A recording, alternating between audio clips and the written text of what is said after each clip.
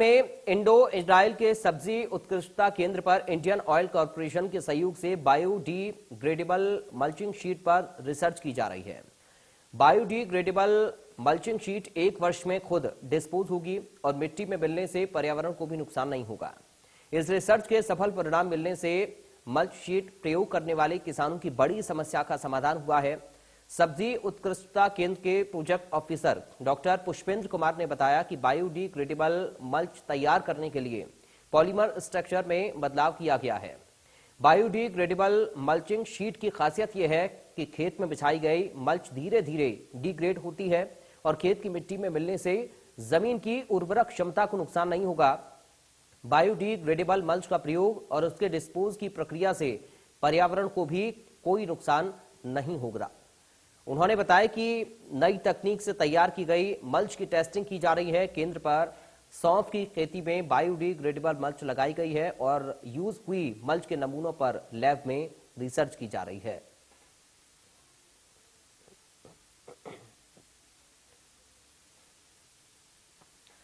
हमारे संवाददाता महेंद्र सिंह ने सीयूबी घरौंडा के project officer doctor Pushpendra Singh से इस बारे में बातचीत की है। देखिए खास रिपोर्ट।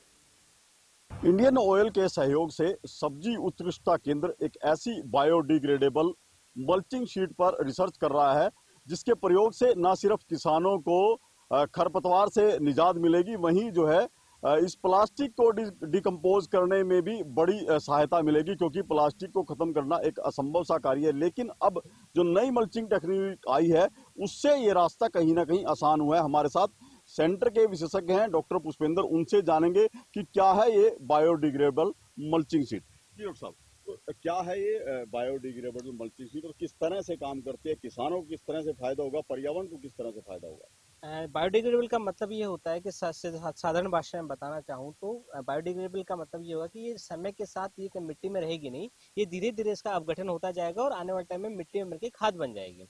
हो क्या रहा है कि हम जैसे प्लास्टिक वेस्ट जैसे हम बताएं पर्यावरण को बड़ा नुकसान पहुंचा रहा है, तो ये मल्च है एक तरह का प्लास्टिक ही है, लेकिन इसकी खासियत ये होगी कि ये 18 महीने में, जो इंडियन ऑयल का दावा है कि 18 महीने के अंदर ये मिट्टी में अपने आप मिल जाएगी।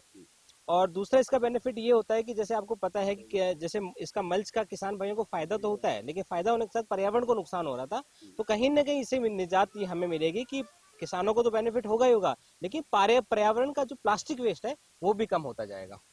तो जिस तरह से बात की जाए है कि 18 महीने में सभी डिकम्पोज हो जाएगी है, तो क्या मिट्टी में मिलने के बाद इसके कोई नुकसान रहेंगे खेत की मिट्टी को? जी नहीं, बायोडिग्रेडेबल होने का मतलब ये नहीं है कि किसी प्रकार के मिट्टी में कोई रसायन या किसी रासायनिक बदलाव करेगी, ऐसा नहीं है, बल्कि ये खाद में ही परिवर्तित होगी। तो वैसे आने वाले टाइम में आपके आने वाली फसल या किसी की मिट्टी को किसी प्रकार के कोई भी हानि नहीं होगी।